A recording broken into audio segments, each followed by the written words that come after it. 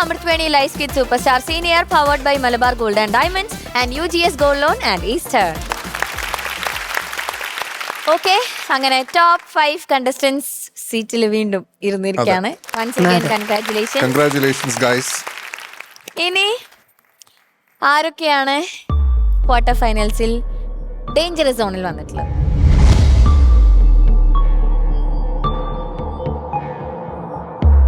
Yes, danger സോണിലുള്ളത് 5 പേരാണ്.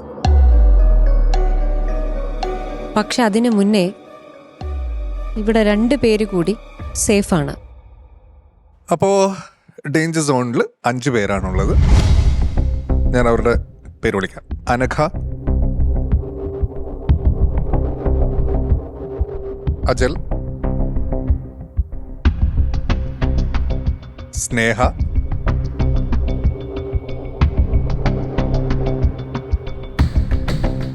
ശിവനന്ദ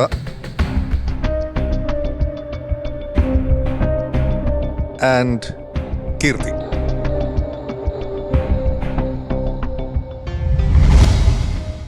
ഇതിലിപ്പോ അർച്ചനയും അശ്വതിയും സേഫാണ്. കൺഗ്രാറ്റ്സ്. നിങ്ങൾക്ക് സെമി ഫൈനൽസിലേക്ക് സ്വാഗതം. ചെന്നിരുന്നോളൂ.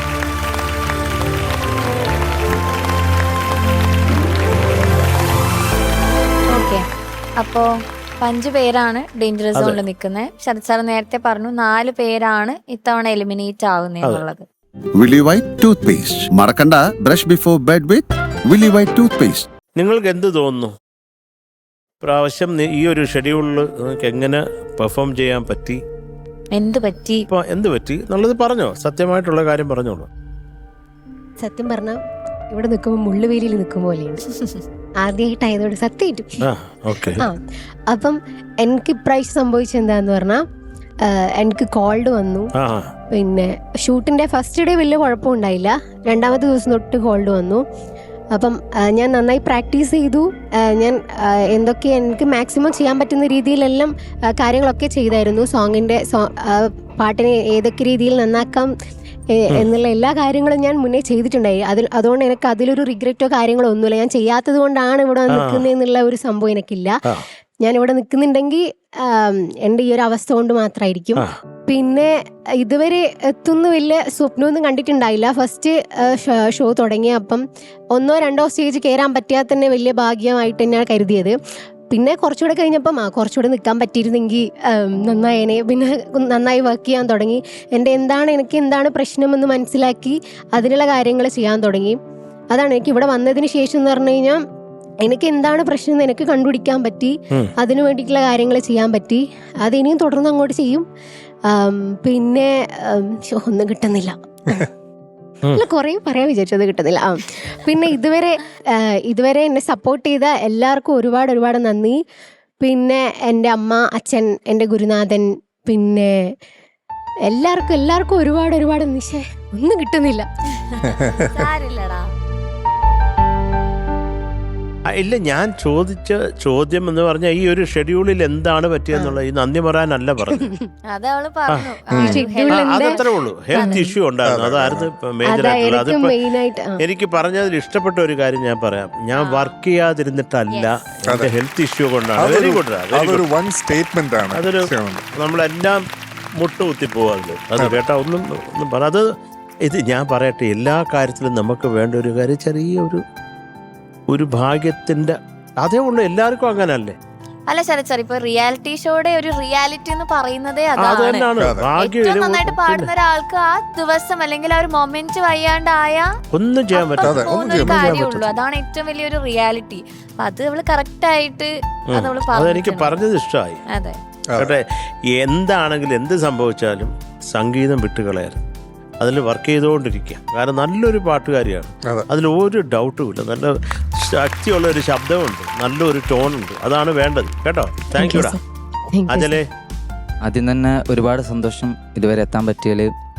എനിക്ക് ഈ സ്റ്റേജിൽ ഞാൻ നല്ലോണം പാടുന്നതിലുപരി എനിക്ക് പാടാൻ പറ്റുമെന്ന് എനിക്ക് ഡൗട്ടായിരുന്നു ഒരു 2 വീക്സ് മുന്നേ.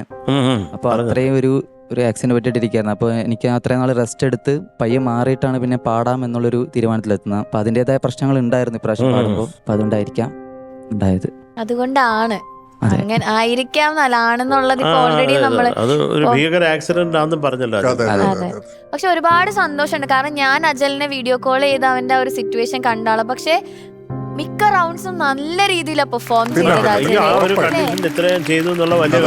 ഏതോ രണ്ട് റൗണ്ട്സിന് നല്ല മാർക്സും അജല് സ്കോർ ചെയ്തിട്ടുണ്ടായിരുന്നു. അപ്പൊ അതില് അടിപൊളിയാണ് അജൽ. ക്വാർട്ടർ ഫൈനൽസ് വരെ എത്താൻ പറ്റിയതിൽ ഒത്തിരി സന്തോഷമുണ്ട്. പിന്നെ ഇത്തവണ നല്ലോണം പ്രിപ്പയർ ചെയ്തിട്ടാണ് വന്നത്. പക്ഷെ അറിയില്ല ഇവിടെ വന്നപ്പോൾ എന്തോ. പിന്നെ ഒരു സന്തോഷം എന്താണെന്ന് വെച്ചാൽ സാധാരണ എനിക്ക് ഒരു ചീത്തപ്പേരുണ്ടായിരുന്നു ഇവിടെ വന്നിട്ട്. ഞാൻ സ്വതവേ ലിറിക്സ് തെറ്റിച്ചാൽ പാടുക എന്നുള്ളത്. പക്ഷെ ഈ സ്കെഡ്യൂളിൽ 4 പാട്ടും ഞാൻ ഒരു വരി പോലും തെറ്റിക്കാണ്ട് പാടി. എന്തുകൊണ്ടാണ് വൃത്തിയായിട്ട് നന്നായിട്ട് പെർഫോം ചെയ്യാൻ പറ്റിയോ? അതിനൊക്കെ എന്തായിരുന്നു ഞങ്ങൾ പറഞ്ഞ കുഴപ്പങ്ങൾ ഈ ഷെഡ്യൂളിൽ? ശ്രുതി പ്രോബ്ലം പറഞ്ഞിട്ടുണ്ടായിരുന്നു. മുകിലിൻ മകളെയൊക്കെ പാടിയപ്പം വിബ്രാട്ടോ ഒക്കെ കൂടുതൽ വരുന്ന ഒരു ഇഷ്യൂ പറഞ്ഞിട്ടുണ്ടായിരുന്നു. പിന്നെ അതിൽ എനിക്കുള്ള ഒരൊറ്റ ഇതെന്ന് പറഞ്ഞാൽ ഇനി പാട്ട് പഠിക്കുമ്പോൾ കുറേയും കൂടെ ശ്രദ്ധയോടെ അതിൻ്റെ ആത്മാവറിഞ്ഞ് പഠിക്കണം. അതിനൊക്കെ അത് ഇനി ശരിയായിക്കണം കേട്ടോ.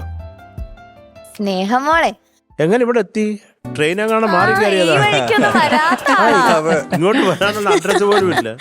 അതെ, ഞങ്ങൾക്ക് അറിയണം എന്താണ് ഇവിടെ എന്താണ് പറ്റിയത് സ്നേഹേ? മെയിൻലി എൻ്റെ ഹെൽത്ത് ഇഷ്യൂ ആയിരുന്നു. അപ്പോൾ എൻ്റെ കുറേ പ്രാക്ടീസ് ചെയ്ത് കുറേ ഞാൻ വർക്ക് ചെയ്തായിരുന്നു 4 പാട്ടും കൂടി. പക്ഷേ ഷൂട്ടിന് മുന്നേ തന്നെ പനി പിടിച്ചു, തൊണ്ടടച്ചു. അതൊന്നും നമുക്ക് നമ്മുടെ കയ്യിലല്ലല്ലോ സ്നേഹ. നമ്മൾ പ്രാക്ടീസ് ചെയ്യാന്നുള്ളത് മാത്രമേ ഉള്ളൂ. നന്നായിട്ട് പഠിച്ച് നമ്മൾ നല്ല കച്ചാനായിട്ടിരിക്കുക. എപ്പോൾ വിളിച്ചാലും വന്ന് പാടാം. ഇത് കിടപ്പിലായിപ്പോ എന്ത് ചെയ്യാൻ പറ്റും? ഒന്നും ചെയ്യാൻ പറ്റത്തില്ലടാ. അത് ഇഷ്യൂ അല്ല. എന്നാലും ആ ഒരു സിറ്റുവേഷനിലും ഞാൻ എന്റെ ബെസ്റ്റ് കൊടുക്കാൻ ശ്രമിച്ചിട്ടുണ്ട്. അത് ഞങ്ങൾക്ക് മനസ്സിലായി. പിന്നെ സ്നേഹ ഈ ഒരു സ്ഥലത്ത് കണ്ടിട്ടേ ഇല്ല നമ്മള്. തുടങ്ങിയപ്പോ പോലെ എങ്ങനെയുണ്ട്? നല്ല രസമല്ലേ? സുഖാന്ന്. Very risky place. കീർത്തി വന്ന കീർത്തിയിൽ നിന്ന് ഒരുപാട് മാറ്റം ഉണ്ടായിട്ടുണ്ട് എനിക്ക്. എന്നെ സംബന്ധിച്ച് ഒരു സമയത്ത് പാടുന്ന സമയത്ത് കൈ രണ്ടും മൈക്കിന്റെ മുകളിൽ വെച്ച് ഷിവർ ചെയ്ത് പാടിക്കൊണ്ടിരുന്ന ഒരു കീർത്തി ഉണ്ടായിരുന്നു. ആ കീർത്തിക്ക് ഇപ്പം ഈ സ്കെഡ്യൂളിൽ നന്നായിട്ട് പാടാൻ പറ്റിയിട്ടുണ്ടെന്നാണ് എൻ്റെ ഒരു വിശ്വാസം. ഒരുപാട്. അപ്പോൾ അത് വലിയൊരു സന്തോഷമായിട്ട് ഞാൻ കരുതുന്നുണ്ട്.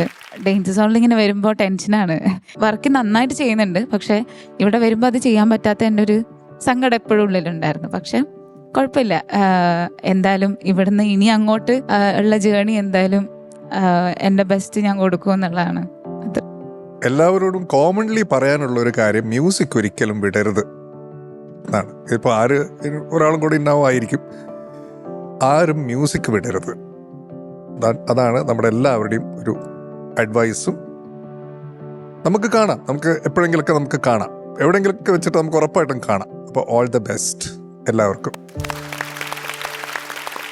ഓക്കെ ശരത് സാർ, നിങ്ങളൊക്കെ സംഗീതം ഇത് വർക്ക് ചെയ്തുകൊണ്ടിരിക്കുക. കാര്യം ഓപ്പർച്യൂണിറ്റീസ് ഇഷ്ടം പോലെ ഉണ്ട്. നമുക്കത് തരാൻ പറ്റിയ മനസ്സുള്ളവരും ഉണ്ട്. അപ്പോൾ നിങ്ങൾക്കൊക്കെ അവസരങ്ങൾ ഉറപ്പായിട്ട് കിട്ടും. കാര്യം നല്ല പാട്ടുകാരാണ്. ദൈവം നിങ്ങൾക്കൊരു കഴിവ് തന്നിട്ടുണ്ടെങ്കിൽ അത് എവിടെങ്കിലും ഒരു ഓപ്പണിങ് നിങ്ങൾക്ക് തരും. അത് കണ്ടുവച്ചിട്ടുണ്ടാകും. അപ്പോൾ നമ്മൾ പ്രാക്ടീസ് ചെയ്തുകൊണ്ടിരിക്കുക, അത്രേ ഉള്ളൂ. ദൈവം തരും.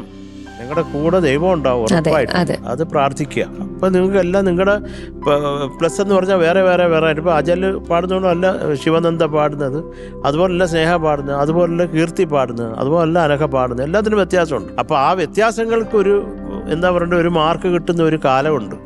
അത് വരും, നിങ്ങൾക്ക് വരും. നിങ്ങളുടെയൊക്കെ സോളോ പ്രോഗ്രാംസ് കേൾക്കാൻ ഞങ്ങളൊക്കെ അവിടെ വന്നിരിക്കും. അങ്ങനെ ഒരു കാലം വരും ഉറപ്പായിട്ട്.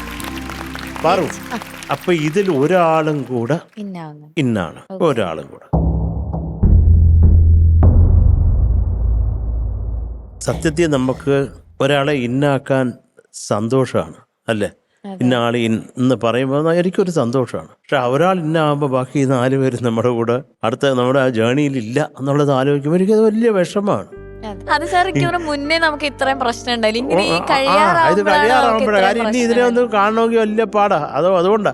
പിന്നെ നിങ്ങളൊക്കെ വിളിക്കുക, ഇവിടെ വരിക, നമ്മളെ വീഡിയോ കോൾ ചെയ്യുക. എൻ്റെയും എൻ്റെ സ്റ്റുഡിയോ, പിന്നെ ഞാൻ വർക്ക് ചെയ്യുന്നത് ചെന്നൈയിലും ഇവിടെയാണ്. ഇവിടെയൊക്കെ വരിക, നമുക്ക് എന്തെങ്കിലുമൊക്കെ പാടാം. ദൈവം സഹായിച്ച് ഒരു 4-5 ഫിലിം ചെയ്യുന്നുണ്ട്. അത് 2 ഇപ്പോൾ തുടങ്ങുകയും ചെയ്യും. അപ്പൊ അതിലൊക്കെ പാടാം നമുക്ക്. ദൈവം സഹായിക്കട്ടെ. പിന്നെ 24 കണ്ടസ്റ്റൻസി ഈ ഒരു ടോപ്പ് 12 നിൽക്കുകയല്ലേ നിങ്ങളിപ്പോ. അപ്പൊ അത് തന്നെ വലിയൊരു അച്ചീവ്മെന്റ് ആണ് ലൈഫിൽ. ചക്രകളെ നമ്മുടെ ഷോ ഫിനാലെ ആയടാ, വേറെ ഒന്നും ആലോചിക്കണ്ട. ഇപ്പൊ പോയിട്ട് ഫിനാലേക്ക് വരാനുള്ള ഡ്രസ്സുകളെ പറ്റി അവിടെ പോയി ഈ ഡ്രസ്സ് ഊരി ഇട്ടിട്ട് കുളിച്ച് അടുത്ത ഡ്രസ്സ് ഇട്ട് ഫിനാലേക്ക് വരാം. അത്ര സമയമേ ഉള്ളൂ കേട്ടോ. അതുകൊണ്ട് ഞാൻ എന്റെ മനസ്സ് കല്ലാക്കിക്കൊണ്ട് ഇന്നാരാന്ന് പറയാം. നമുക്ക് ഈ ഒരു 5 പേരിൽ ഇന്നായിട്ടുള്ളത്